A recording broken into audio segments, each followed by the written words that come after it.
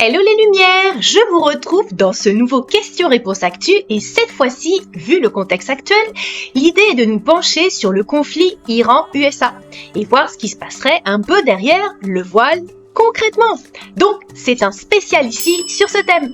Allez, c'est parti les lumières.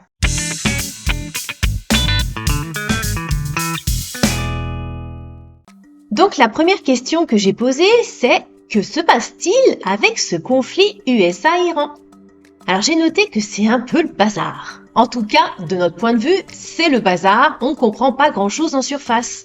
Ça tiraille dans tous les sens et j'entends que c'est entretenu de ce côté-là justement pour créer une zone de brouillard. Derrière, il y aurait différents niveaux de conscience, ça paraît un conflit, mais ce n'est pas un conflit apparemment. J'ai noté que le rideau se lève. Il y a plusieurs foyers dans le monde qui sont allumés en même temps et ce serait donc pour en finir. L'Iran serait une plaque tournante décisive, mais il y aurait encore d'autres endroits ailleurs à nettoyer. Bon, passons à la deuxième question. Quel est le rôle réel et complet d'Israël dans l'escalade et la conduite de ce conflit avec l'Iran au-delà de ce qui est publiquement annoncé ? Alors j'ai noté qu'Israël suivrait le mouvement aux ordres de la fameuse alliance. En surface, ce n'est pas ce qu'on croit. On joue un rôle comme un jeu, même si la population souffre, mais en souterrain, c'est autre chose qui se passerait. Le rôle d'Israël qu'on ne connaît pas encore serait lié à des affaires cachées, et j'ai noté qu'il y aurait une grosse partie du pays qui écouterait l'alliance, mais qu'il y aurait encore un petit noyau de résistants. Cependant, j'ai noté qu'ils font pas du tout le poids. Le rideau se lève donc là-bas, dans cet état, cela était un centre stratégique, oui, mais maintenant, on passe à autre chose. Alors, pour aller plus loin dans la réponse à la dernière question, c'est quoi ce noyau de résistants encore présent là-bas ? Alors, ce serait des reliquats, c'est ce que j'ai entendu. Ils ne représenteraient pas du tout une menace, et j'entends qu'ils auraient déjà été arrêtés. Et oui, cette guerre en surface aurait permis d'aller arrêter ces derniers reliquats. De toute façon, ça pouvait pas rester. C'est vraiment un nettoyage de fond, les dernières poches problématiques sur la planète. Alors maintenant, qu'en est-il de ce cessez-le-feu depuis début avril ? Qu'est-ce qu'il y a derrière en souterrain ? Alors ce serait donc pour préparer autre chose, ça on s'en doute, et ce serait aussi pour faire redescendre en surface la tension. Et j'entends qu'on est en train de voir la réaction des gens, alors je me suis dit, qui note la réaction des gens ? Eh bien, la fameuse alliance humano-galactique. En tout cas, l'idée, c'est de soulever ce voile, soulever cette masse gluante présente depuis trop longtemps et s'en débarrasser. Et donc, ce cessez-le-feu, c'est pour préparer quoi ? Eh bien, les dernières mises à jour. L'idée, c'est de finir avec tous les foyers sur la planète, comme je vous disais, où il y a eu des problèmes, dégager l'ancien, dégager les anciennes énergies qui n'ont plus le lieu d'être. Et donc, il y aura aussi des pourparlers au niveau galactique actuellement, donc encore des réunions de dingue, et ça doit bien chatter de ce côté-là. Très très bien. Alors, autre question que j'ai posée, à part pour mettre fin à un régime lourd et oppressif en Iran qui a asservi la population, qu'y a-t-il de caché encore là-bas qui nécessiterait une intervention du président américain ? Donc, comme vous l'avez compris, en surface, c'est pour enlever les anciennes énergies liées à un ancien régime qui n'était pas aligné et pour redonner la souveraineté à la population iranienne et installer une paix durable. Après, c'est aussi installer une nouvelle énergie galactique là-bas, j'ai noté. Il y aurait des infrastructures intérieures d'anciennes civilisations avec des portails. Il y en a qui ont été fermés. Il y en a qui sont toujours actifs parce qu'ils n'ont pas été détournés. C'est comme si on faisait recirculer l'énergie dans le bon sens. L'énergie vibratoire était polluée depuis longtemps dans ces contrées. Là, on rouvre les vannes dans le bon sens et j'entends aussi installer des sécurités avec des systèmes inviolables comme des sortes de verrous vibratoires pour que ces endroits soient clean maintenant, qu'il n'y ait plus de déviance. Et donc, le président américain aurait plusieurs endroits à faire sur la planète de nettoyage et de mise en place de nouvelles structures. Alors, est-ce que ce conflit Iran-USA aurait pour but, entre autres, de créer un impact en Europe pour réveiller les gens ? J'ai entendu un oui. Donc, on se rapprocherait tout doucement de l'Europe par des voies externes pour créer un impact, oui, déjà au niveau des mesures matérielles. C'est un début, mais ce n'est pas cela qui donnera un lever de rideau en Europe. C'est un début de programme parce que l'Europe, ce serait la dernière plaque tournante, c'est ce que j'ai noté. On parle qu'après l'Iran, ce serait l'État d'Israël concerné peut-être, mais comme je le disais dans mon enquête sur les énergies 2026, les projecteurs, c'est vers l'Europe, c'est plutôt chez nous l'entrée en scène, ce serait le dernier foyer à s'occuper. C'est comme si ce qui se passait en Iran, voyez-le entre guillemets comme un moyen pour commencer à faire sauter des verrous en Europe. L'idée en premier, bien sûr, c'est que le pays d'Iran soit libre, que les populations soient libres, mais que la répercussion de tout cela vienne en Europe. Alors, quels aspects du conflit actuel entre l'Iran, les États-Unis et Israël restent totalement cachés au grand public et ne sont pas rapportés par les médias officiels? Eh bien, c'est tout ce qui est lié à la sphère galactique. Entre autres, il y aurait des traités là-bas entre des civilisations galactiques qui sont sur place et l'Alliance. Et j'entends traité de non-ingérence. Bon, il y a des civilisations galactiques qui sont là depuis très longtemps dans ce pays. Apparemment, il y a des deals qui sont faits. Les civilisations galactiques qui étaient présentes là-bas auraient été entravées par ce qui était fait au niveau vibratoire par les groupes corrompus, toujours les mêmes comme d'habitude. Donc, le deal actuel, l'Alliance nettoie ce qui est physique et les galactiques présents là-bas font un nettoyage vibratoire.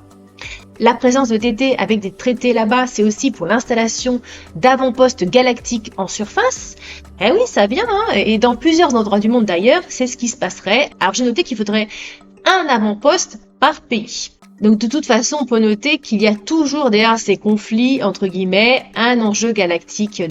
Alors quelles sont les véritables intentions et les plans secrets derrière la stratégie de pression maximale de DT concernant l'Iran? Alors j'ai noté qu'une partie de son rôle, c'est de faire réagir justement pour que les gens sortent de leur sommeil, d'une espèce de formatage dans lequel ils étaient. Donc au final, il met les points sur la table pour remettre de l'ordre et rééquilibrer. Ça faisait trop longtemps que c'était complètement à l'envers dans les pays du monde depuis que les groupes corrompus étaient là. Donc je dirais il est comme un symbole de force, de boule qui vient dans un jeu de quilles. On rééquilibre petit à petit chaque pays où l'énergie a été déviée. L'ancien régime, c'est fini. C'est la fin de l'ancien système corrompu. Donc à chaque fois que l'alliance passe, on enlève et on rééquilibre. La façon de gérer un pays comme avant, c'est plus possible. La manière maintenant d'interagir entre les pays sera une écoute et un échange lumineux. Donc DT est en train d'enlever tous les points qui ont été déséquilibrés par ces groupes corrompus. Ok, très très bien. Passons à la question suivante.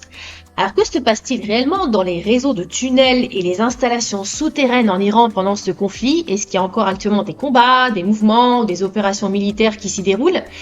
Alors j'ai noté que ça se ferme, on met sous clé. Pareil, il y avait un gros réseau là-bas dans les souterrains. D'ailleurs, il y avait des réseaux partout sur la planète, dans tous les pays. On faisait passer des trafics de marchandises, des trafics de drogue, des trafics d'êtres humains. Enfin, il y avait un peu de tout, faire le tableau comme d'hab. Donc, il y a des opérations militaires, oui, pour nettoyer, enlever, fermer, dégager tout cela en fait. C'est ce qui se fait actuellement. Mais là, on n'est plus à la phase d'enlever des groupes corrompus à l'intérieur des tunnels. Là, c'est plutôt la phase de reboucher des tunnels, laisser les infrastructures propres. Il y a des infrastructures qui sont là depuis longtemps, qui ont été créées par des civilisations très anciennes.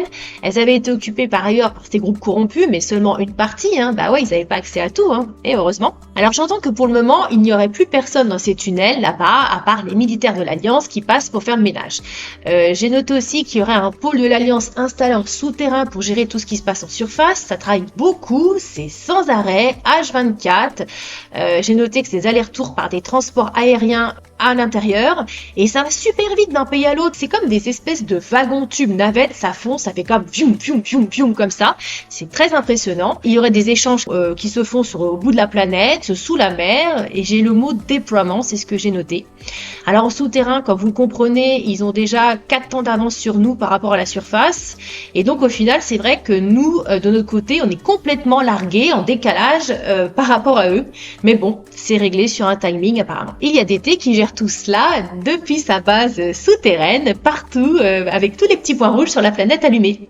Alors, est-ce que des artefacts anciens, des objets sacrés ou des technologies cachées sont-ils impliqués, découverts ou déplacés pendant les opérations militaires en Iran? Alors ça, j'entends que ça fait longtemps que ça a déjà été récupéré, c'est pas d'aujourd'hui, ils ne viennent pas de les découvrir. Alors tout ce qui est précieux dans ces artefacts anciens, c'est tout ce qui est lié au savoir de l'humanité, c'est conservé en attente d'être partagé en information.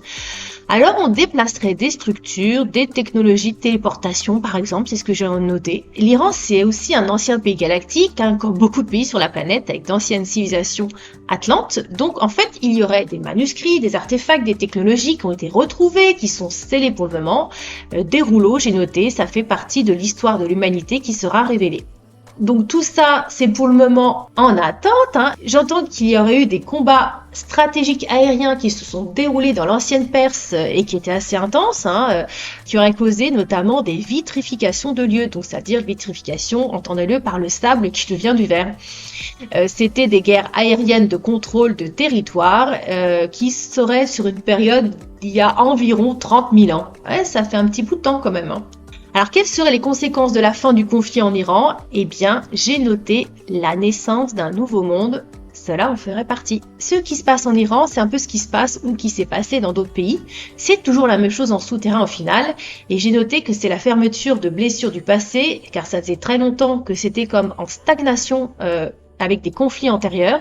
Tous ces pays-là, l'Iran, la Syrie, la Libye, l'Afghanistan, l'Égypte, toutes ces zones-là qui ont été beaucoup blessées, où il y a eu beaucoup de choses lourdes, c'est maintenant le temps de guérir, de refermer les blessures du passé. Et j'ai noté que ces régions-là détiennent un grand savoir lié à l'histoire de l'humanité et ce sera partagé bientôt. Il y a beaucoup de choses au niveau technologique d'anciens. D'ailleurs, j'entends qu'il y aurait eu des manuscrits de la bibliothèque d'Alexandrie qui auraient été dispersés dans ces pays-là, dans des endroits secrets, bien sûr, en souterrain. Donc, comme vous le comprenez, c'est lié aux anciennes civilisations antédiluviennes, au passage de galactique, aux guerres anciennes aériennes. Donc, ça fait une jolie composition au final, en attente d'être révélée.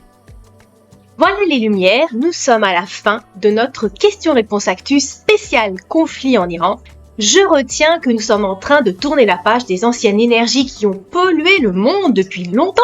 Donc, youpi, accrochons-nous. Alors, j'ai encore d'autres questions à aller voir que vous m'aviez posées, donc je les ai pas oubliées, hein, ne vous inquiétez pas. Merci infiniment pour tous vos commentaires lumineux et partages sous les vidéos de questions-réponses actu et des enquêtes intérieures, bien entendu. Voici le lien vers mon site internet pour retrouver tous les services lumineux que je peux vous proposer et il y a du nouveau à venir. Je suis en train de mettre à jour mon site internet, donc n'hésitez pas à y faire un petit tour. Je voulais aussi ajouter que je serai présente au super événement à Chartres organisé par François de la chaîne YouTube Kido Coaching et avec de lumineux conférenciers comme Natacha Dragon Chaman et Julie Sina. Et ce sera le 9 mai et vous pourrez aussi retrouver du bon monde en invités comme John Dee, Olivier Coletta, Valérie Gaillard, Marie Vigneault et Véronique Théry alias Verity, c'est-à-dire moi-même. Alors comme je faisais dans les autres conférences, eh bien je vais emmener mon cahier et mon petit crayon car je compte bien dessiner pendant la conférence et voir les belles énergies là-bas que je pourrai retranscrire bien entendu. Alors chère lumière, si vous avez l'occasion de venir, on sera ravis de vous y retrouver pour partager de bons moments tous ensemble. Il reste des places disponibles pour vous y inscrire, alors allez-y! Merci à vous tous. Chère lumière, merci à vous tous. Je vous embrasse et vous dis à très bientôt pour de nouvelles aventures tous ensemble. Salutations du cœur à tous.